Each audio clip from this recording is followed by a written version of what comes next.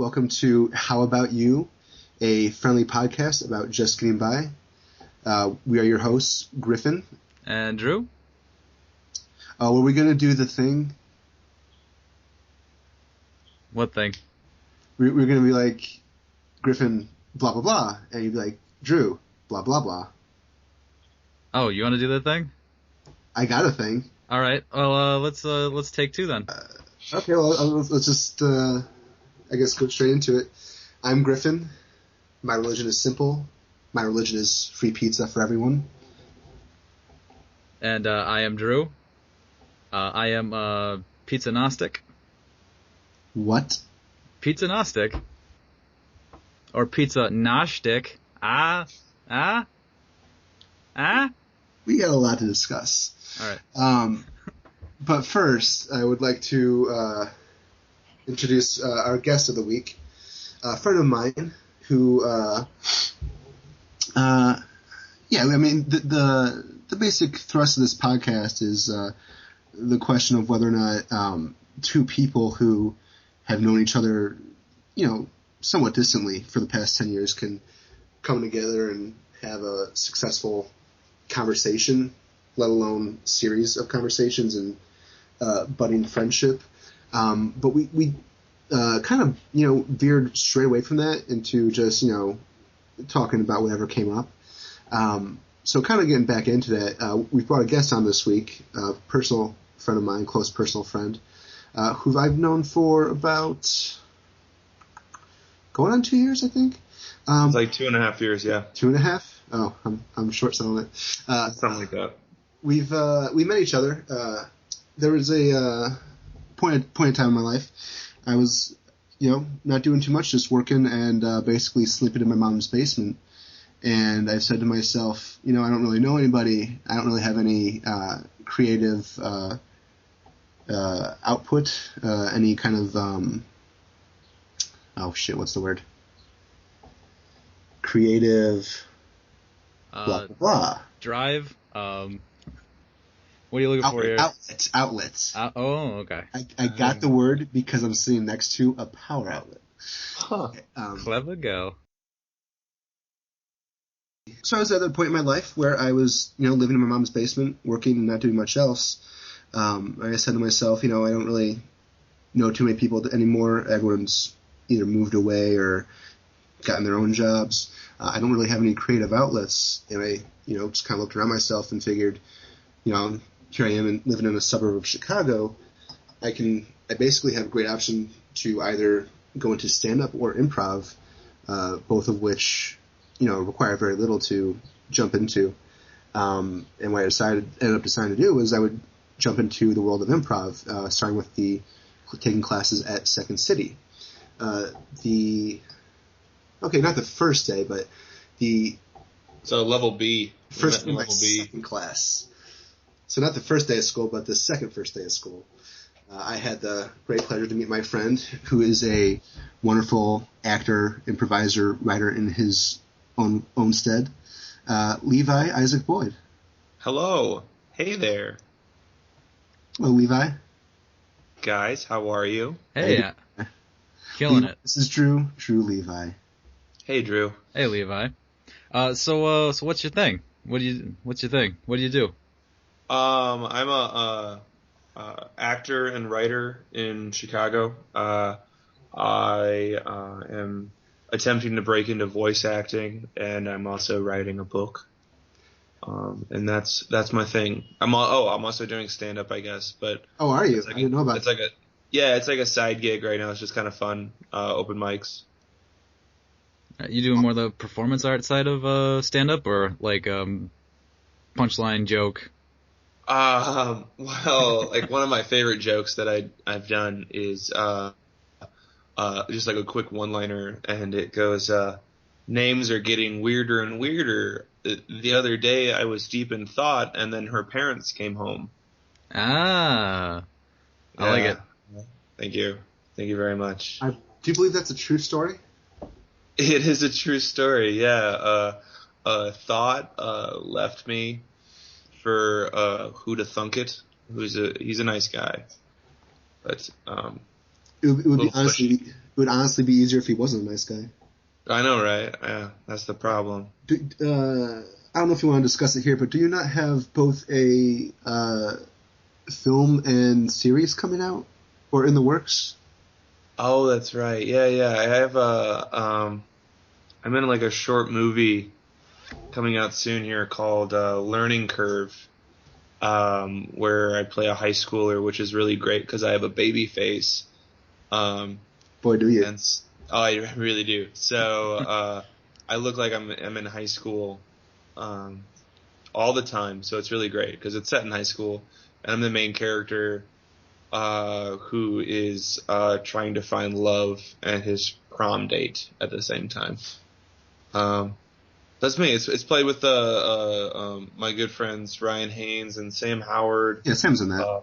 Yeah. It's really great. It's a good thing, and I'm excited for it to come out because I've only seen little snippets of the footage, so it should be good.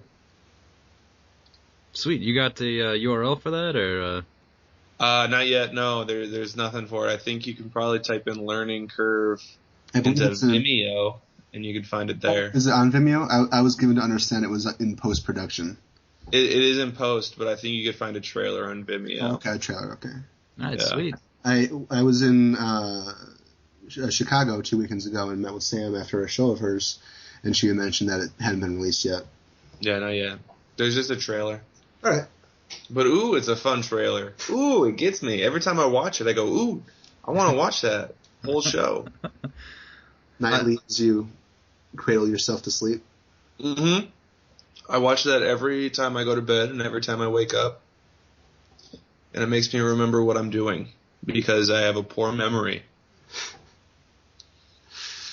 I think you're the basis for the movie Memento. I'm what they made Memento about. I am Memento. I think it was a good strong choice of Christopher Nolan's to replace a short film with a wife in that case. It's true. It's more powerful, more broadly appreciated, I think. It's very true. Yeah. These are all facts. This is a very factual podcast. We don't. It's true. We don't. There's no. Steer This people is. wrong. Yeah, as I understand, this is very serious. There's no jokes. This is just like what's that one podcast, the really sciencey one? The podcast. Yeah, that could be it. I Is think it- it's just science. I TED think it's just Talks called- Science? Is that the? I don't really care. Not a big fan of podcasts, are you? Neil deGrasse Torso no. star charts? I don't know. I think it's just Neil deGrasse Tyson sleeping is the podcast, and it's just him snoring I away. have no doubt that would be a hit. Everyone would listen to that. That would be the next Wrecking Ball. Yeah.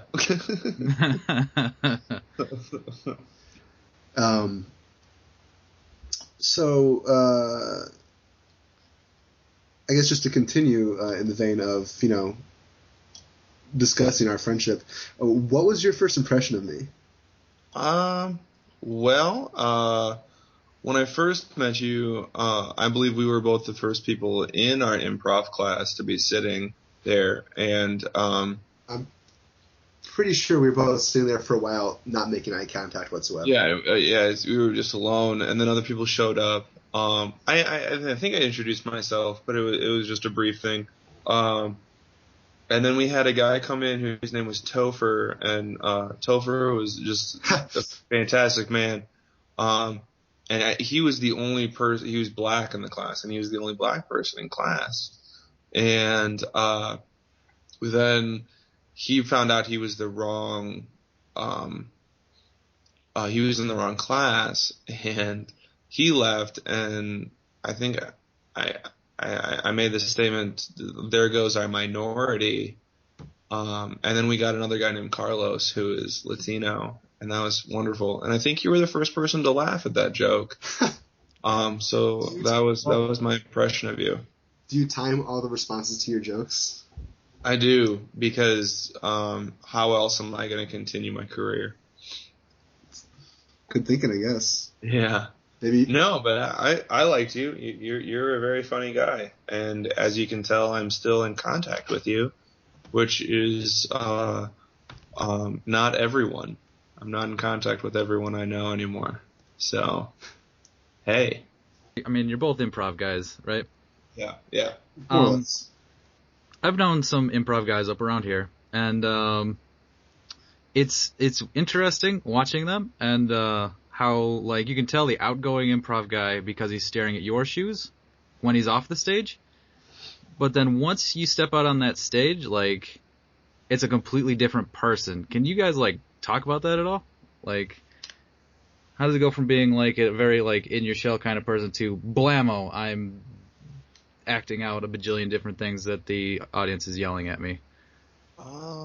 Well, I mean, it's, I don't know, I feel like my answer is going to be, like, kind of a shitty answer. I mean, I'm willing to take it. I mean, the improviser on stage is, acting, so he's going to act in a different way, which tends to be interesting. Yeah, like I don't like I like being in front of people, but I don't like being like a one-on-one situation is hell for me.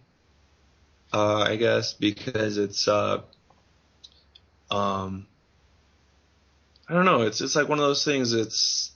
I don't like how people react to me when I see their faces, but when I'm on stage, I don't have to see people's faces. I can just hear their reaction. You know what I mean? Yeah. I mean, basically, you don't want to see people. Yeah, I hate people. You just I think that's what I'm on a podcast right now, and I'm in heaven because I'm in my room and I'm not wearing any pants, and it's the best. You're preaching to the converted, sister. But I have the complete opposite, where, like, one-on-one, I can kill it, no problem. But then you put more than 4 people in the same room as me, and I shut right down, and can't really function like a normal person. Huh. I don't know. See, the more people there are in a room, the more comfortable I feel, I think. Especially when I'm on a stage, because they have to listen to what I'm saying if I'm on a stage. If I'm in a social situation, like at a party, I'm usually in the back of the room, not talking to anyone, because I don't, the way that I talk, people will interrupt me because my mind wanders. So it does, it really does. So either I'm the loudest person in the room yelling over everybody, or nobody's listening to me. And it works great because I'm on stage and I get to talk at the volume I want to talk. I think it helps also. There's my general assumption is that if someone's on stage, the things that they do, even the things that I don't necessarily like, are part of an artistic choice. Yeah. And not necessarily a reflection of them as a person, just as an artist, even if that's a shitty artist. All right, fair enough. Yeah, I could see that. What about you, Drew? What do you do? I know that you've probably already answered this. Yeah, we've already. Yeah, I am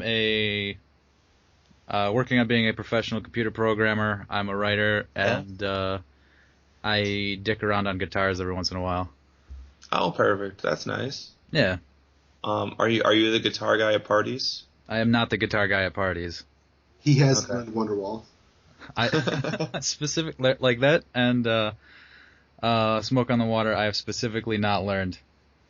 Oh, okay. For those for the reason.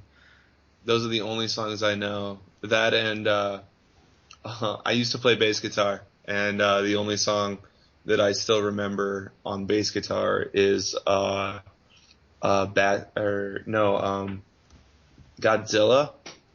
Nice. I don't remember. There's one song that I know. on the bass guitar because it's basically 5 notes, and yeah, it's really good. So stay tuned for my solo album coming out soon, called That One Song, and I think it'll be like an EP. So it'll be great. It's been the same song 5 times in a row. Yeah, and then it's just me. There's no different edit. It's just the same.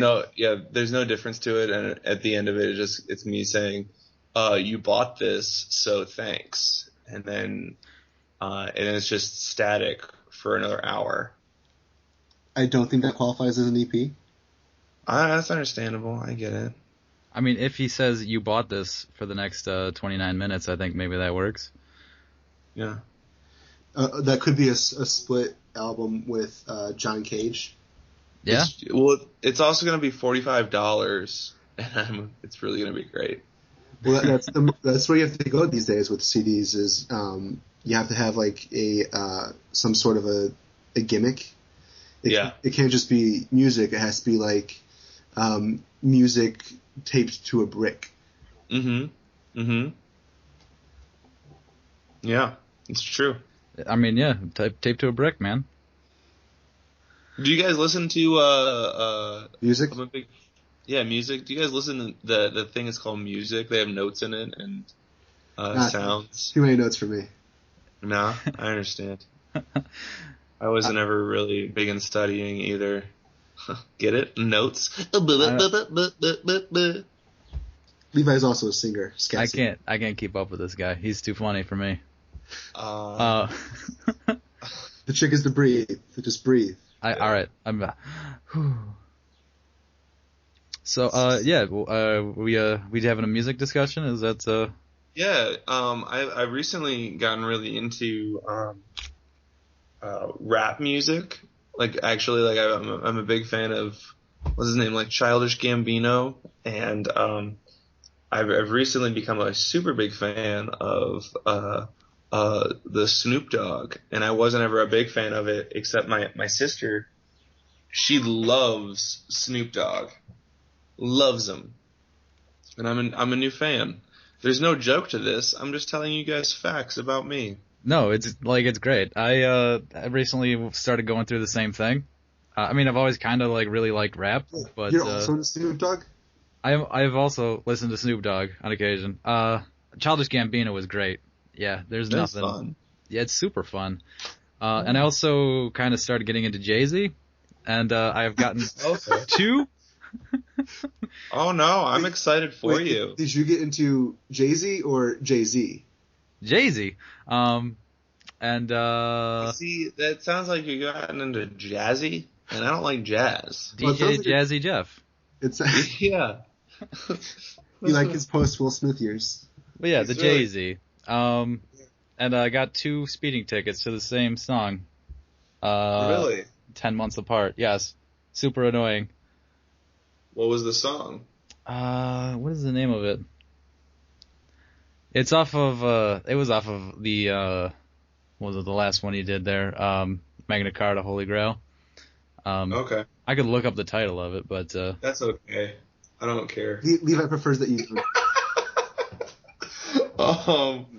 We've had many conversations in bars where someone would be like, "Oh, I'll look that up. I'm not sure, but I'll look that up." And he's like, "No, don't do that." That's true. I hate it. I hate looking things up online. I loathe it. It really is the worst. It ruins the conversation, first off, and second off, it think about this. There's a comedian. I can't remember who it is. I think it's Mike Birbiglia. But he has this whole bit where he's talking about, he's like, it ruins relationships, like, or maybe it's Louis C.K. It doesn't matter. So, this comedian who's very famous. Hold on, we need to look up which comedian said this, I think, but go on. Son of a bitch, Drew. But he's saying, like, imagine, like, you really love Nirvana, and you're going, and you're like, hey, where's Kurt Cobain from? And you don't know, and you go through life, and you're trying to find this out, and you ask your friends, and your friends don't know, And so then you every once in a while, you ask someone and they're not sure. And then you suddenly, you're walking down the street and you see this woman and she's wearing an in utero shirt. And you go up to her and you say, hey, where did Kurt Cobain start from? Where is he from? And she tells you, and you say thank you, and she says sure, and she's really nice, and so you ask her for a cup of coffee, and then you go out for coffee and you find out that she's a wonderful woman, and you take her out on a second date, and then you fall in love, and then later on you're married. Like, that's what it should be. And nowadays it's like, hey, where's Kurt Cobain from? I don't know, let me look it up. And then someone looks it up and you're like, thanks, and that's it. Like, then that's the end of the story.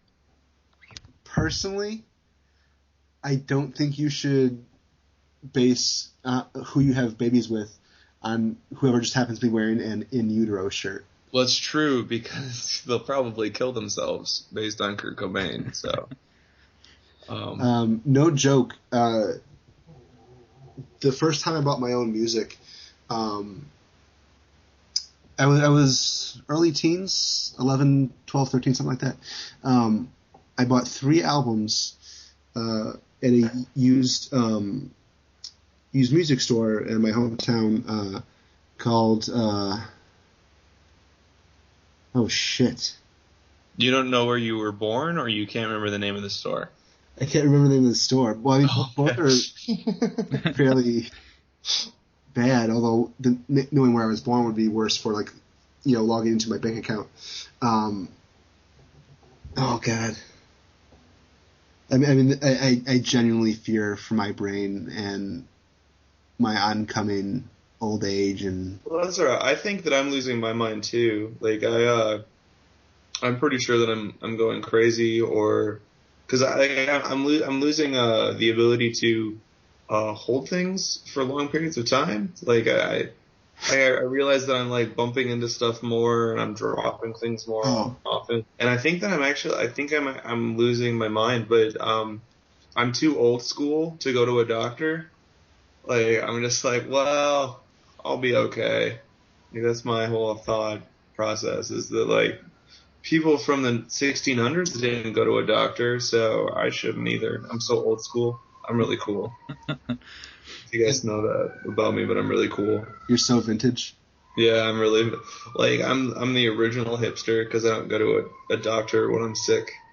I'm gonna die of something I'm gonna die of the chicken pox, because I don't go to a doctor. I'm just gonna itch myself to death.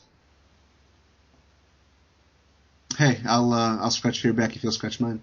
Deal. So anyway, I went to the store. I bought 3 CDs. Jimi Hendrix Greatest Hits, Weezer Green Album, and Nevermind by Nirvana. Uh-huh. And that same day I go home and I'm listening to Nirvana, and my bedroom at the time was across the hall from my mother's room, which is a horror story for another time. But she comes in from whatever she's doing, and she says, "Griffin, I don't want you to kill yourself." That's fair. Is it? I don't know. Like, I think that every parent should say that to their kid. I mean, this I would was say a that good much. 7-8 years since someone had killed themselves because of Kurt Cobain. Yeah. I I'm gonna say that to my child every day. So. mean, Hey, I love you. Good night. Don't kill yourself. Yeah. Flick off the light. Yeah, and be like, I don't know, like no, kiddo, there's no monsters in your closet. By the way, don't kill yourself. The only monsters are in your brain. Don't jump out a window. Yeah. that would be like we had to read Catcher in the Rye in high school, and that would be like every kid going, home after school and probably not cracking open the book, but setting it down, and their parent looking up to him and saying, "Hey, don't go kill John Lennon." That's fair. Yeah, that's true. That's very true. I think that's like any parent, like a very conservative family, a kid coming home with the the movie Bowling for Columbine and them saying, "Hey, don't become a Democrat." Like that's the same premise, though. I think it's more in the realm of, hey, don't get really fat and don't dress up ever and only wear baseball caps. Yeah, don't do that. I think it's farther down the slope. Okay. Well, I guess that's the slope. Yeah. So I mean, Yeah. that's a cool set of 3 albums as your first 3 you bought. That is a very good set of albums. My first 3 were Simpsons, Songs in the Key of Springfield, Sheryl Crow self-titled, and Ooh, yeah. AC/DC Back in Black. Oh my god, that is the weirdest grouping ever. Is it not? I find it very fitting for you. Is it very fitting for me? Sheryl Crow, man. Just as a Right? man of a wide variety of tastes. All right, fair enough. I mean, Ugh, Sheryl Crow. Yeah, it was really big at that period of time, I guess. I don't know what the deal was. My first album, the very first album I ever bought was Dookie by Green Day. That was the first album I ever bought. Oh, And my father sat me down and he was reading the lyrics list and he went, it's okay that you bought this. Like I think I was like 12. I was like 11 or 12 when I bought the album, and it was the unedited version. And I bought it at, one of the cool, the hip stores that they didn't ask for my ID or anything. Because you have to be like a certain age to buy those CDs, right? Wait, did you? Yeah. You had to be, because it's a parental advisory or something like that, isn't it? Yeah, once the parental advisory came out. I never had to put up with that when I was buying like Nirvana and stuff like that. But I wonder if that's just because it was used, or if the guy was just that laid back. Yeah, I think that's what it was. Is nobody cared. I did get sidetracked when I forgot the name of the place, but the guy behind the counter, his name is Jim. He's a fucking Sasquatch. Biggest beard. Like literally? Because you should call someone. As close as a human being has ever been to a mythical creature. And those are strong words coming from a griffin. This guy is like everything about him was big that I could see. Yeah. And I heard through the grapevine at one point, my brother was friends with Jim or with the guy who was friends with Jim. Apparently, when Jim was feeling peckish and wanted to make an omelet, he would just throw an entire stick of butter into the frying pan. I didn't get a comment on how many eggs there were in that ratio to the, stick of butter, but the entire stick of butter would go into the omelet. And that man grew up to be Paula Deen. Hey, you're ruining the story. Oh, I'm sorry. Go on. And that man grew up to be Paula Deen. Oh, man, nailed it. Stuck the landing. Anyway, so you guys had to put up at some point with advisory stickers, parent advisory stickers? Yeah. Quite often, I think. Huh. Yeah. I had to. But yeah, my father sat me down and told me it was okay that I bought it. It's just he had to sit me down and talk to me about the lyrics. Because it all was about masturbation. Like that whole album was about masturbating. Yeah. Yeah, this isn't the first time, but I think you have better parents than I do. My sex talk, both mine and my sister's sex talk was, she was in front of the TV watching an after-school special because she was of that generation when those were more common. And my mom walked in the room and was like, "Oh, do you have any questions?" No? Okay. Yeah. And then I was watching a movie, possibly Tombstone, because the very first scene, or not the first scene, but one of the very first scenes opens up with a woman's breasts painted in the background. And she came in and basically said the same thing. Do you have any questions? No, okay. much more hands off, except in the question of whether or not to kill myself from listening to Nirvana.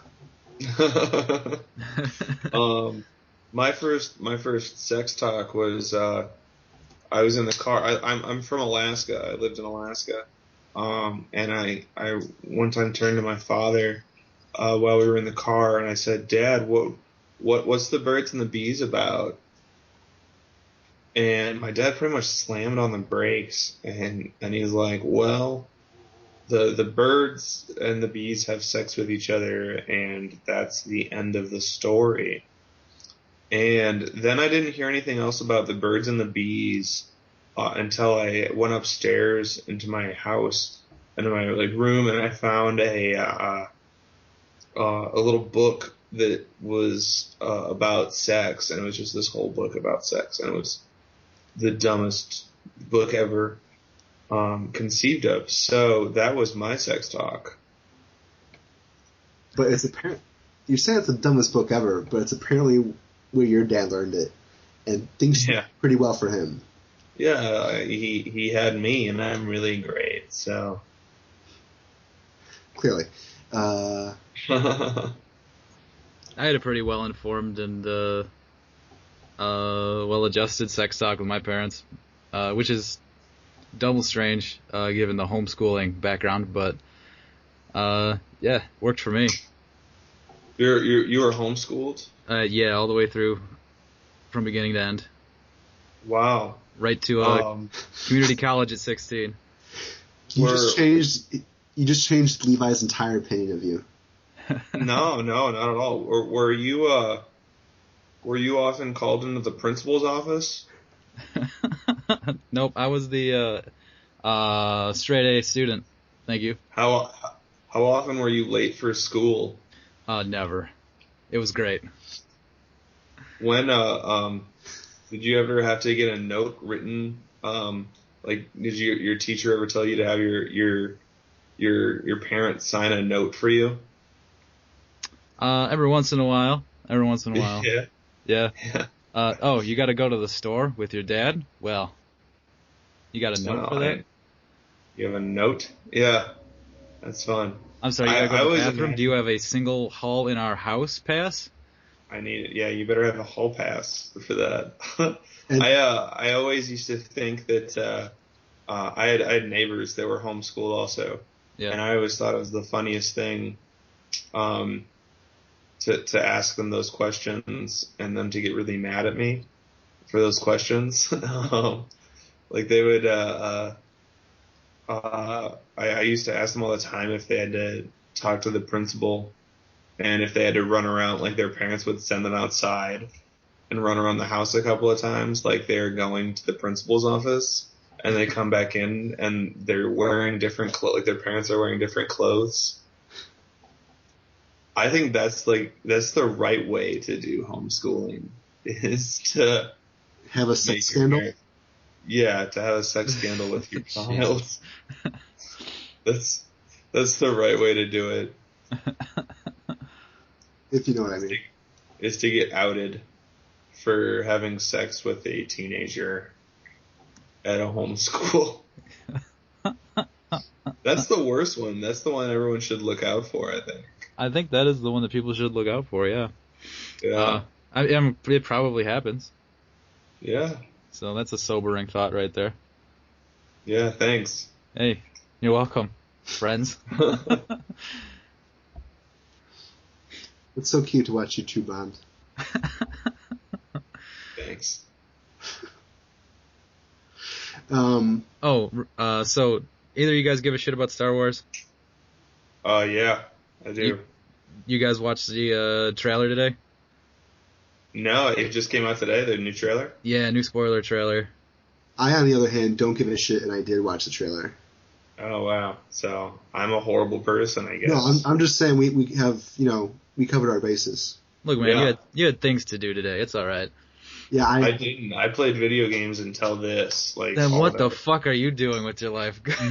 Nothing. Absolutely nothing. He was practicing his voiceover work. Oh, all right. Yeah, it's true. Yeah, it's all voiceover work for me. Like, I'm like, and this is an old man. I'm all in the mirror. I'm like, what are you talking about? And then I'm like, good job, Levi. And then I'm like, I'm tired. Let's take a nap. And then I take a nap. And then you say to yourself, sweet dreams and don't kill yourself. Yeah. And I say that, I say that to myself because I live alone now.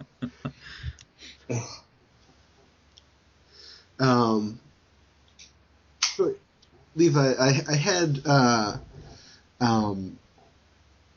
asked you when I asked you to do this, and you said yes.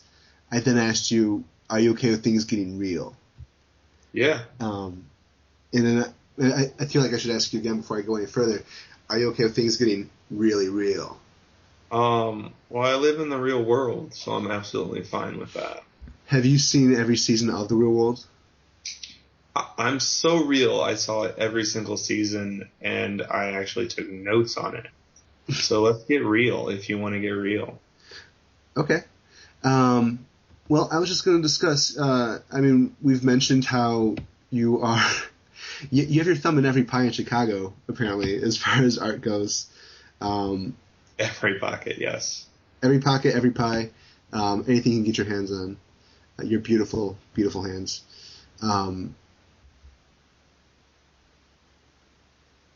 I heard your beautiful, beautiful hands, and then nothing but silence. So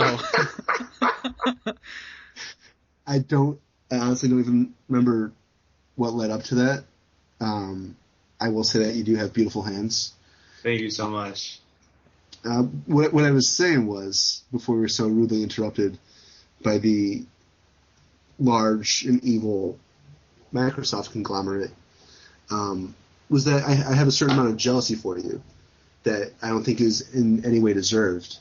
Although you have many things that you should be proud of and that many would be jealous of, from your many successful roles as an actor and improviser, your outcoming movie, your book. Huh. You're jealous of me? To a certain extent, yeah. I'm not paid for it yet. Like, you know. shouldn't be jealous until I'm paid. Like, once I get paid, then that's when you should be really jealous. Well, I mean, when that happens, I'm going to be more jealous. Okay. Perfect. And I guess part of it is the fact, that I'm coming off of, like, a huge failure. Okay. It's a failure. You did something. I did nothing, literally, except throw my money away. Oh. That's how I feel about it, honestly. You tried to do something, so. Yeah. That's the important bit. Not to rehash kind of what we discussed last week, but I'm just, it gets exhausting of, trying to do things and never getting past that trying phase and never, accomplishing anything. I had the same issue when I tried heroin for the first time. I tried it and it just didn't work out. You got really irrationally mad at Lou Reed? Yeah. Just shooting because he basically already quoted it. Yeah, he did it already, and I was like, well, I guess that's that, and it didn't work out for me. No, I don't know. You did something, and that's fair. Like I'm still here. I'm still doing what I'm doing, and it's just like I think of everything I'm doing right now as leading up to something, and if it's not leading up to something, then oh well, at least I had a minor amount of fun along the way. I'm goofing off, and if anything, I'm making contacts. Like the people I know now are very different than the people that I knew when I started out. Yeah. Like I know you guys, and I know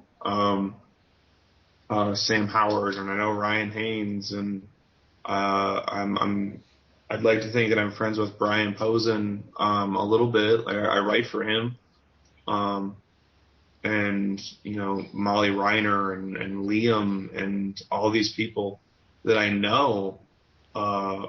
Eventually, I think are gonna help me out somewhere down the line, or I'll help them out. And I think that's what it comes down to, is the people that you know and them helping you out at this point in time.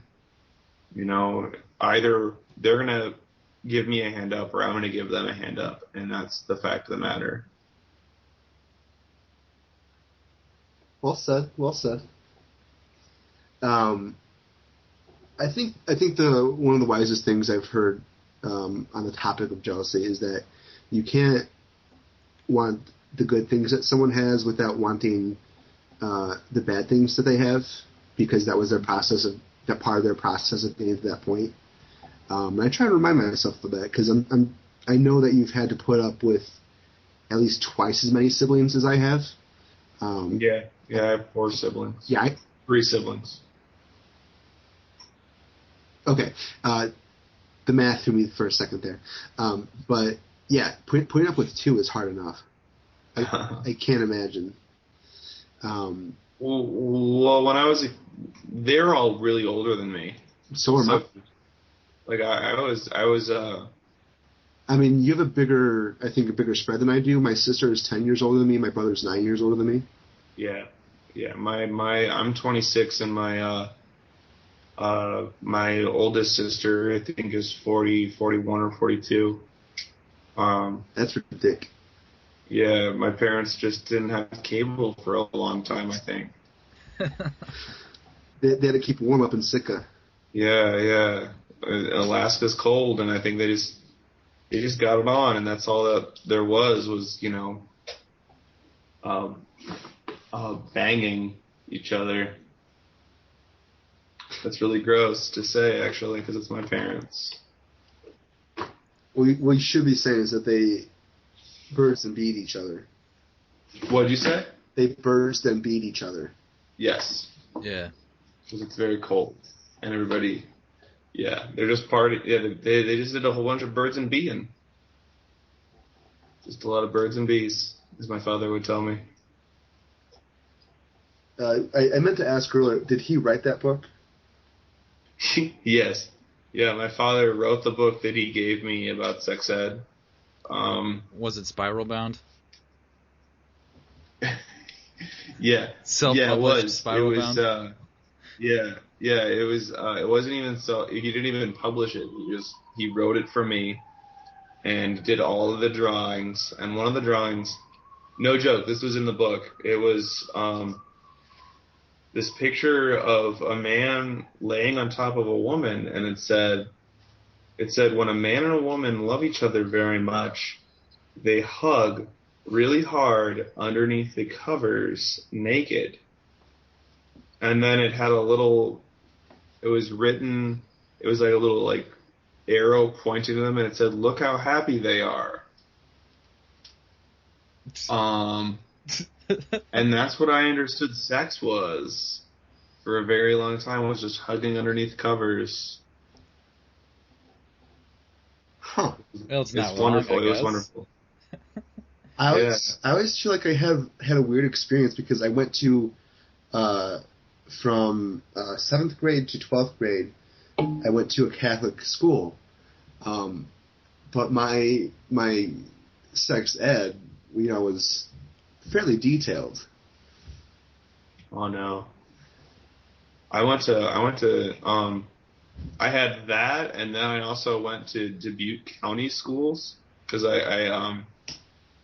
I moved from Alaska to Iowa when I was 10, and the Dubuque County, their sex ed was awful. Like they basically were just like, this is what a period is, and you also might get boners, but abstinence is what you need all the time. And they showed us a picture of, like, on this slideshow, they had a picture of what a penis was. And they're like, this is what it looks like when it's not aroused. And then I'm almost positive that they just turned the slide over, and it's like, this is what it looks like when it's aroused. And like the penis looked like, but the balls were on top, and so it basically just looked like a flaccid penis, but the slide was upside down. And that was my sex ed. I had to learn everything myself. Wouldn't an upside down penis and balls just look like an ice cream cone. It really does. I think you should go to a doctor. That's what your dick looks like. Well, I would, but people in the 1600s they didn't need doctors, so I'll be fine. Yeah. I'm fine. I'm real as fuck. I wish I could reach out and touch you right now. Yeah. Speaking of sex ed, That's funny.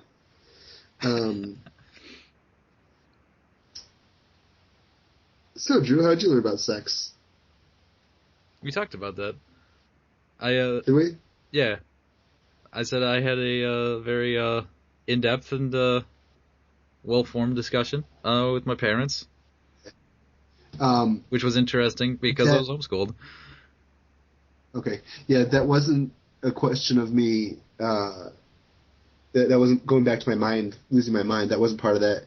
I do periodically have to check, my email and my Facebook and my Tumblr to see that I've gotten nothing new.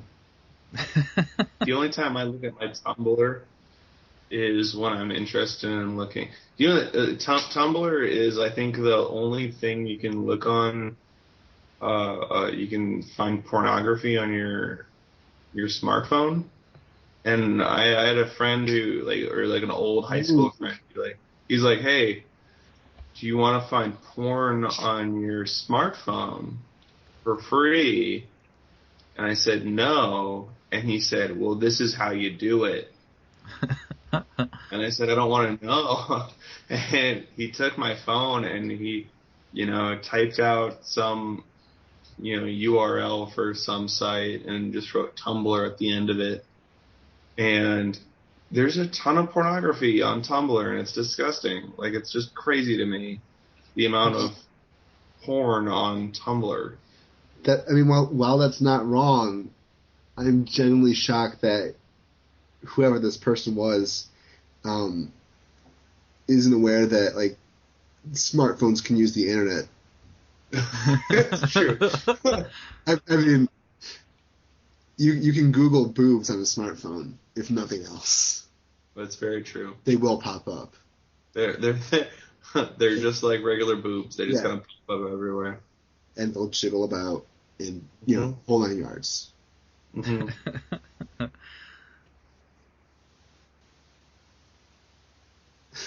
Yeah, I'm alright with it. I've been using Tumblr a long time. It's just kind of a thing. For porn? For porn, for reposting. Huh? Is it just part of it? Pornography is just part of Tumblr? Yeah, it's just part of Tumblr. It's got its own different sections. Tumblr's, it's shaped like the internet. It has all the aspects, but mostly porn. Yeah, it's got the anime kids, it's got the D&D kids, it's got the mashup fandom kids, porn kids. D&D is always something I want to get back into. I was with a pretty cool group in Iowa. D&D was the best. It was just fun. It's all in your head. It's all imagination, and I've never been able to do it again in the city because nobody wants to play, or I don't know anybody who I just don't know people that want to play anymore. Well, it's your lucky day. Oh yeah, you've come to the right podcast. Yeah. There was one point that we attempted to, Drew and I, or a forum that we were both onto, attempted to do an online Dungeons and Dragons that Drew was going to run, actually. Yeah, I'm a pretty avid awesome. player and GM, so I was going to run it, but then it kind of fell apart because half the group was in different time zones. like Sweden and Australia, and nobody could schedule time. Oh man. Yeah, because it's like, I would have to be up at 3 a.m. And, okay, this is not going to work. Australia is legitimately one of the worst places. Going from time zones and the fact that they have so many things to be afraid of that can kill you. I genuinely feel like it's an alternate world that you have to get through a dimension, and like humans aren't native there, that they're like the invasive species. They are. And then, It's messed up in Australia. And then there's Hugh Jackman. Yeah. And he plays everything. He's in Broadway, and he's too muscular to be a person. Like, he's fake. He's imaginary. He wasn't. Australia made him. Australia made him, I think, and he's actually a poisonous snake. I mean, it was a science joke. experiment to replace Paul Hogan as the ambassador of Australia. A science experiment gone horribly right. Yeah, and they got Hugh Jackman instead, and they had to send him to America because they were afraid of him in Australia. This is not a joke. I saw the movie Baz Luhrmann's Australia in the theaters solely because Hugh Jackman was in it, and I wanted to see Hugh Jackman. And I think it got across the board, panned by the critics, also panned by my aunt and grandmother who I saw it with. But I was like, hey, I saw Hugh Jackman. I'm good. That was a good movie. Did you just go to the bathroom again? No, I'm here still. I swear I heard something flush. No. Before the podcast, I peed, and it was very loud. But no, I haven't done that yet. I promise. I wouldn't pee on your guys' podcast. I appreciate that. Yeah. That's very considerate. You're welcome. So I don't think we ever got like a real subject for this episode. But we did, I think, we're three people with, varying levels of knowing each other, varying levels of friendship. I think we, came together pretty well. We have fairly common ground. We're all nerdy, bearded white guys. I mean, you're not wrong. Yeah, these are all facts. Again, fact-based podcast. Yeah. You can take this to the bank. I will, and the bank doesn't take this form of payment. Yeah, we're working on it. It's a little out there. It's a little futuristic, but the world's not ready yet. Okay. Pay solely in Bitcoin. Yeah. We do a pair of guests in Bitcoin, by the way. I've invested so much money in Bitcoins. Like I need that to pan out for me. Otherwise, I'm not going to be able to show myself at family reunions. I think Bitcoin is the modern day gold rush, but the gunfights are much less dramatic. Is it the gold rush, or is it the rush to buy commemorative plates? Because buy commemorative plates? Yeah. I have a couple. I bought a whole bunch of things online of the 9/11 plaques. All right. I bought all of those thinking they'd become something, but so when you started that, I wasn't sure if you were gonna go Dale Earnhardt Intimidator #3 or 9/11. Yeah. I'm glad you went 9/11. I watch a lot of late night television, and this was one of the big commercials that they had. Well, those are definitely two things that you never want to forget. Yeah. And we've all been blacklisted just now, so. Yeah, that's fair. It's cool, it happens. Yeah. Edited right out. Yeah. I don't think that matters, from what I understand of modern surveillance technology. Yeah, I think NCIS, there's an episode of us on NCIS now. Oh, do we get to play ourselves? Because I would love to have a second credit on my IMDb. Yes. What's your first credit? Boner Jams 4. Well, Boner Jams 4, I appear as myself. The sad cuckold in Boner Jams 4? Again, guys, I appear as myself. Yeah. My first actual credit as an actor, professional actor, my coworker was like, "Hey, you kind of act, don't you?" was like, yeah. And she was like, my husband's filming a movie tomorrow. Do you want to be in it? I was like, sure. So I got there. I went over to her apartment after that, and her husband gave me 2 lines of dialogue. They told me to show up in my worst clothes, but I don't, keep a lot of. First of all, I have a wonderful wardrobe. Second of all, I don't really keep around stuff that I don't use too much, so I had to really dig for crappy jeans that barely fit me and flannel that I don't really wear anymore, but they're in both relatively good condition. So I had to roll on the ground, and then I put a piece of tape on the flannel jacket to make it look like it wasn't used. And then I show up, and the guy's hands me 2 pieces of paper with 2 lines of dialogue, and then was like, you don't really look like a bum. So then he pulls out a big thing of duct tape and applies a shitload of tape to my shoulder. And then we drove around and found an alley, and we shot a scene within half an hour. My main direction was be more weird. And then that was my credit in a small film called Eye to Eye about a gentleman with one eye who sets out on completing the set and finding another eye so that he can hope to win his one true love, I believe. And I play the bum who at one point steals his last few dollars. He was going to pay me to get him an eye. And I said, sure, I can get you an eye. And then I just took his money and ran. That seems fair. Classic Griffin right there. Yeah. Contrast that with, Daniel Day-Lewis. His first 2 roles were the 2 movies open on the same day. A Room with a View, where he plays an effete, British aristocrat. And then My Beautiful Laundrette, where he plays a tough, hard as nails, gay punk laundromat owner. So, I'm on my way. That seems fair. I just looked up.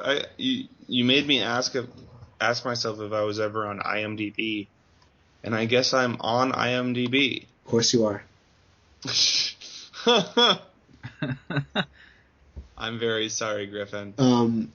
No, you played me some of the short films you made in college, and I was a fan of at least 2 out of 3. Yeah?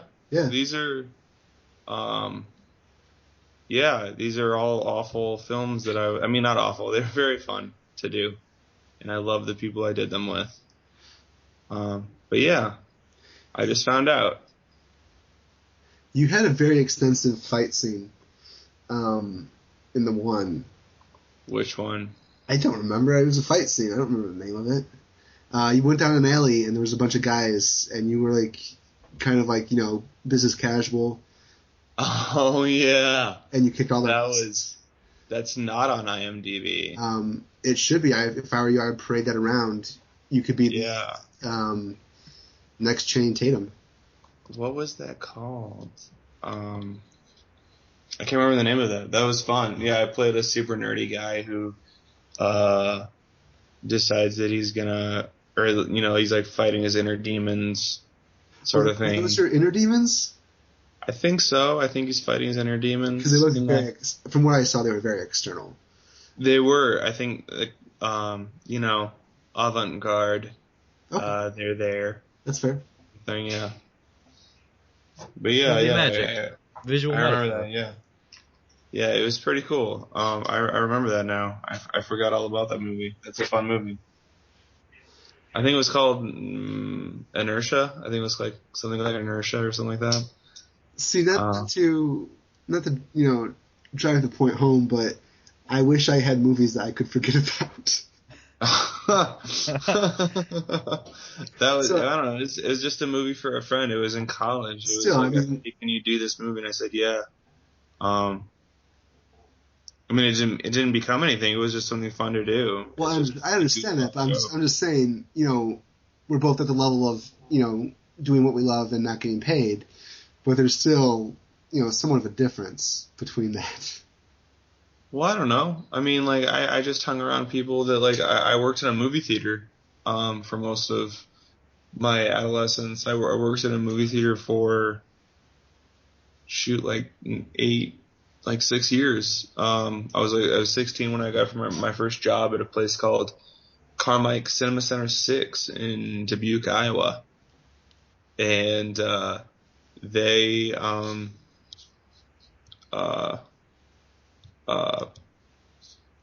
I met some people there. Like I met this guy named Joel Cassavan and Scott Godert, and we did movies. And we just, someone had a camera, and we made these movies. Like one of them was called McClansky, where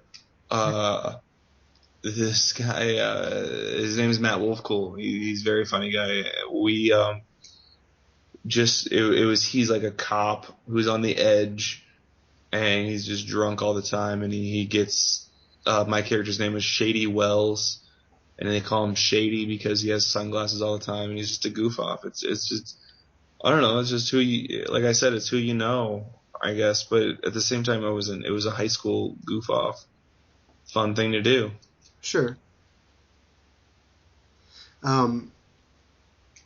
It's all goofy. Going along with the it's who you know, and before we take off, I do want to address the fact that you both are, I believe, writing books at the moment. Oh, you are also, Drew? I have finished one, and it needs to go through editing, but I don't have the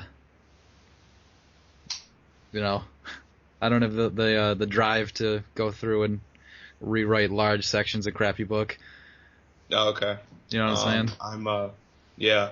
I'm in the process of writing a book, and it's one of those things where I think I have like a couple chapters in, but it's one of those things where I haven't really written too much, but I still tell everybody that I'm writing a book, because it feels good to tell people that I'm writing a book. Sure. Like I'm really trying to write it, but it's just a level of procrastination against it. Oh yeah, definitely. Yeah. Is this the same book that I saw you start? Where it's the guy, not to give too much away. The guy, it starts off in a psychiatry office, I believe. Yeah, that's that one. Okay. Yeah, it's a process to get myself to write because. Sure. Yeah, James Joyce took 17 years on Ulysses, I believe. Yeah, I just really like playing video games and watching television, and it's that over writing, and it's a process to get over that. Yeah, absolutely. But I have some really great ideas for this book, so keep your eyes open for it. I'll wait for the audiobook, thank you. Okay. Keep your ears open for it. That's better. Open for it. Yeah. Oh, you're doing voiceover work, so you'll be able to do your own audiobook, right? I will do my own audiobook, but I'm not doing voiceover work, but I'd really like to. Well, you're aspiring, you're practicing. Yeah. So that's gonna be my big thing is if your book has any old man characters, you've got that down. That's all I have really. It's just the old man, and so the old man's gonna be the narrator of the story. He's gonna be like, and this is the main character. I hope you're all happy for it. And people are like, ugh, old man, what are you doing? And then the main character just like walks straight to an old folks home, and he only hangs out with the men. It's true. Yeah. What are you doing there, young whippersnapper? I hope you're happy with yourself. And the young man's like, I am, old man. And they're like, good. I'll see you all later. And that's like the whole story. I don't know why it's taking me so long to write it, because I just told you the entire plot. Right there. It sounds like you're writing Tuesdays with Maury. That's all it is. It's I took the whole plot for Tuesdays with Maury and I condensed it into a 5-minute book. Like, it's just 5 pages of that, and that's it. It's really good. I'm excited for it to come out on Amazon. You're gonna put it through the old Whisper Sync? Yes. That I just bought a free ebook on Amazon, and it was like, this will be delivered to your Amazon account through Whisper Sync. And that sounded like such a scary thing. Like, yeah, it does. Like, it's a bunch of whispers that are getting together. And yeah, I don't like that. The whispers are whispering amongst the whispers, and who knows what they're up to. Yeah. They're up to nothing good. That's for sure. I mean, who likes a whisper? Every time I mean... Anybody who's trying to ruin their voice enjoys whispers. Oh, are whispers not good for your voice? Whispering isn't the best for your voice. No, that's what I've heard. Thank you for the voice acting tip. You're welcome. I mean, not even when people aren't just whispering, like, even when I just don't hear what people say, I assume they're saying something bad about me. Oh, really? Yeah. That's one of my little demons, I guess. Yeah, that's a personal thing you should probably work through. One of many. The other day at work, one of my supervisors was like, "Oh, hey, I have to come show you something." And I started gathering up all my things, like, "Oh, you don't need to bring all that. It's not like you're fired or in trouble or anything." And I was like, "Oh, I just assumed I was in trouble." And, and one of my other supervisors heard me and laughed at me, and I was like, "Yeah, she's probably laughing at me." So yeah, that's probably something I should work on. Probably. Well, I don't know. It seems like something that it keeps you going. It's whatever keeps you going, you know? Does it keep him going? It's whatever keeps you. It's whatever keeps you. Well, I mean, know, like I when people don't talk back to me, I always assume that they hate me. So, and that keeps me talking. You know, like I'm like, oh well, this person's not talking to me. I better try really hard to keep talking to them. You know who found something that kept him going? Hitler? I don't know who. Well, yeah, but also John Wayne Gacy. Oh yeah, it's true. He found something that he really enjoyed, and he stuck with it. Sometimes you just got to do what you love. Yeah.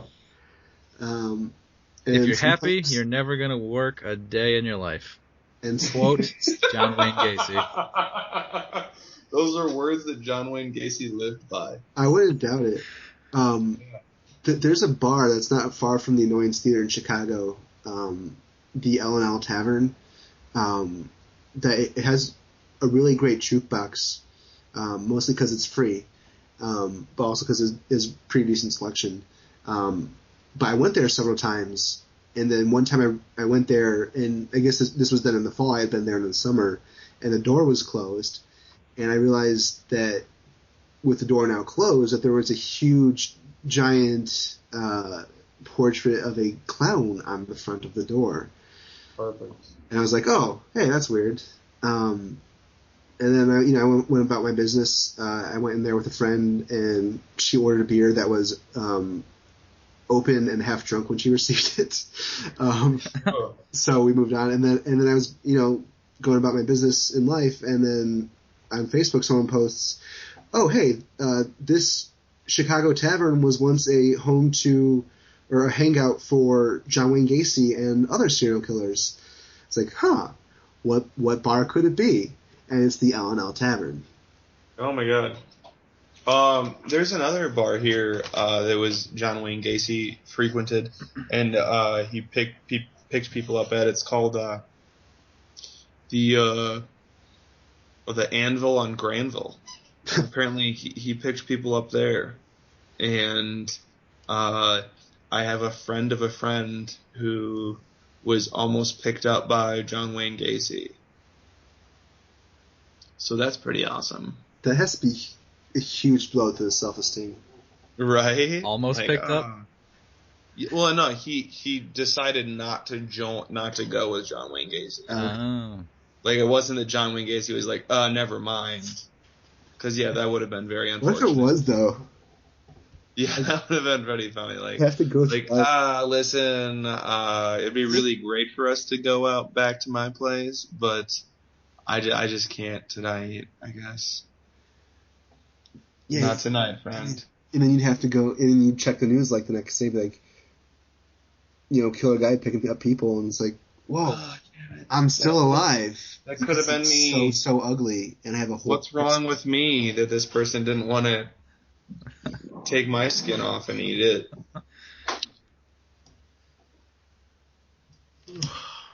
Perfect. Right. So, at the end of the day, what have we learned this week? It's who you know. It's true. It's who you know. And whether or not that's John Wayne Gacy remains to be seen.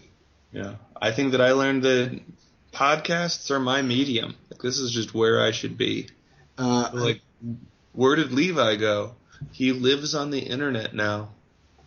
For Levi, it's all Tumblr porn and podcasts. It's all Tumblr porn and podcasts.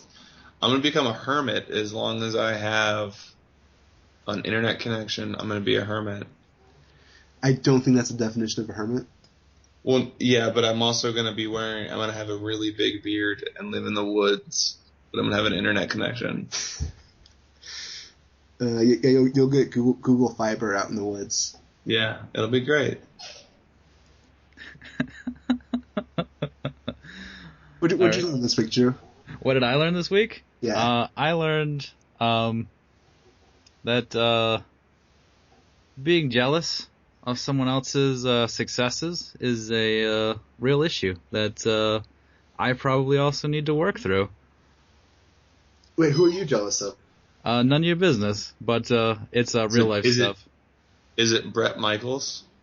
Bret Michaels? Am I jealous of Bret Michaels? I was going to assume David Bowie. Yeah, David. and Michael McDonald. All of them. I hate Michael McDonald. Anyway. It sounds like what you want is leather pants. Oh man, I'm so jealous of leather pants. Oh, who isn't? Am I right? You are not wrong. So yeah, like that's the thing. So we should all work through our issues together and get leather pants, matching leather pants. Let's not waste our time, hating each other. Let's just all have a big group hug, play video games, and pee together. I'm gonna pee on everything. And this has been How About You? Thanks, guys, for having me. That was fun. Thanks for joining us. Yeah. We can do it again at your leisure. Perfect. I'm free. I'm free every day. Are you? Yeah, I'll be free, guys. All right. Well, have a week.